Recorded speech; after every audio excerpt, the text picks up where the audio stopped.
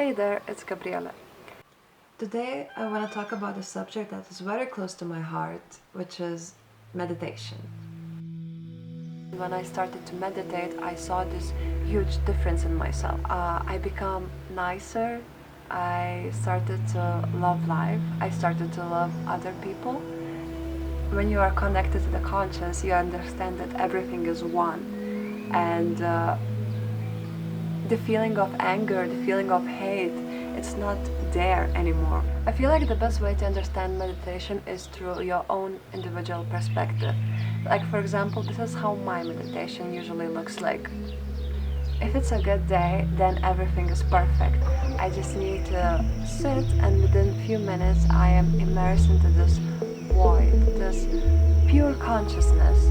I don't have my identity, I don't have my experience. I am just there, through me, without any of these labels.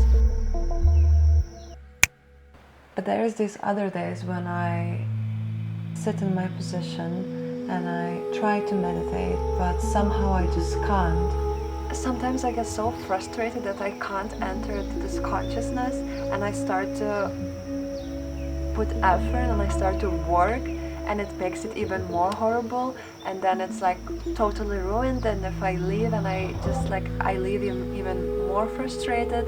But if I sit down again and again, and it's like fighting in a way, not fighting, but like trying to overcome me, more times than usual I will manage to enter this consciousness and get myself aligned for the day.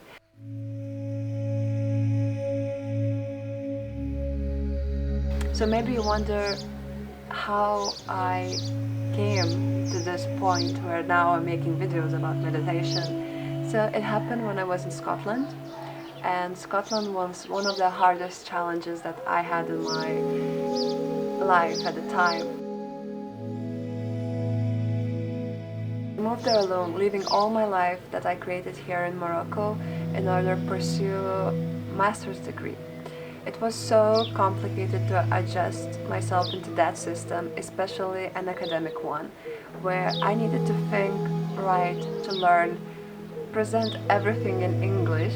I was just so overwhelmed because I couldn't even understand this information in my native language, what even to think about English. The first 3 months, I used to wake up not from the alarm, but from the anxiety that I am running too late already, even though it was Saturday morning. I felt like I had to do this double work since I was not a native speaker, and I thought it was normal. When I look at it now, it was total nonsense. Basically what I did, I surrounded myself with fear, and I started to sleep less and less, hoping that in this time when I am awake, I can do more than in that time when I'm sleeping. So I started to quit sleep, which is, yeah. Somehow I managed to pass these 3 months without completely destroying myself. And I came back to Morocco for the school break. I had a month here. I was thinking that probably I'm gonna quit because I felt so miserable. I felt like I don't belong there, I am not good enough, all of these negative feelings that you can imagine. This is what I felt. I know that maybe quitting uni for somebody is not a big deal, but for me it was a very big deal because I never quit something like this major. Whenever I said that I'm gonna do it, I am doing it, and for me to quit something, it was unfamiliar. But there was these things happening, and I realized that this is not healthy and I need to do something about it. I could quit everything and move back to Morocco where I had my life before, or I could stay in school, but I had to change something. So after reading about the requirements for scholarship that I had, the only option that I had is to stay, to change something. I came back in uni, and in the beginning I didn't have much work to do. I started to read everything that I got my hands on, and I basically focused reading on the people who are super busy, who are high achievers, but yet they still have the successful and healthy life. In those 95% of the articles that I found about these successful people, there was this terrifying word, meditation. In that time, I was associating the word meditation. That's something that people are doing it, that it can't work for me. Like, I didn't believe in the meditation, like how in my mind, how you can, when you sit down and you do nothing, how it can help you. I thought maybe they're gonna give me like a better organized system or like better something, but yeah, basically what they were saying, most of these people, they were meditating, and I was like, okay. Coming from this hardworking background, I said, if all these successful people do it, then probably I can do it too. So if I work hard enough on the meditation, I'm gonna do it. From that on every morning, I used to wake up, not try to be aware, but try to not think.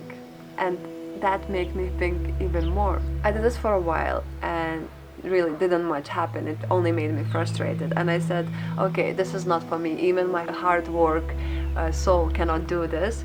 So I stopped doing it, but I started to apply other things, other skills that successful people do, such as running, affirmations, visualization, scribing, writing, reading. Even though I didn't meditate, that useful habits towards my goal to become more happy and more relaxed slowly started to sink in, and it really changed my mindset. To think where I was before and where I was like after I finished school, I was a step ahead, you know, but inside there was still like I was still not really happy with myself, but I was still better than I was before, trust me. So when I finished school and got my degree, I came back to Morocco once again, had quite a bit of time on my hands, so I started to read the books that I read when I was in Scotland, and one of the books that I picked up again to reread it was The Power of Now by Eckhart Tolle. And when I was reading this book, something shifted in my mind. I started to listen to his lectures on the internet, and somehow by accident I found one of his guided meditations, and I tried it. When this meditation finished, I finally get it, what other people say, and I felt the enlightenment that people talk about. And after this, I started to practice it every day. And I used to wake up very early. Like, for me, it was like finding an answer, finding like the best drugs in the world. And my drug was meditation, because I felt that feeling and I wanted to have it more and more and more. I wanted to have it more than anything in this world. It was so good. Like, you cannot live without this once you discover it. Sometimes I would still struggle to keep my focus, and I noticed that whenever I struggled, and if I try one more time and sit down and relax, and in that time I could connect to myself and be present, my mood would lift up and the negative thoughts which were in my mind were eliminated. And the more I practiced, the more I started to believe in this meditation, that this practice is going to make me feel better, that it's going to help me. Started to see small changes in my life. Whenever I would start to feel negative emotions, such as anxiety, or I would feel like the panic attack is coming, I would put my awareness of what is happening, what I'm feeling right now.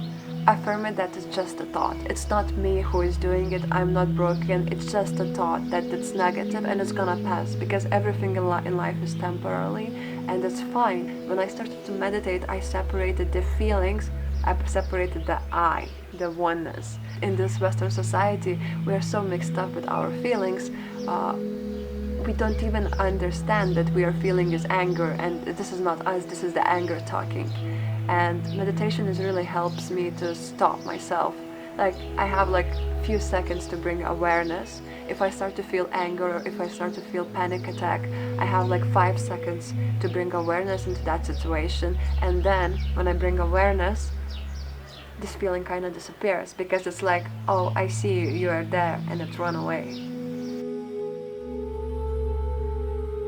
Now I'm practicing meditation like almost every day. Well, 6 to 5 times out of 7, which is good enough for me.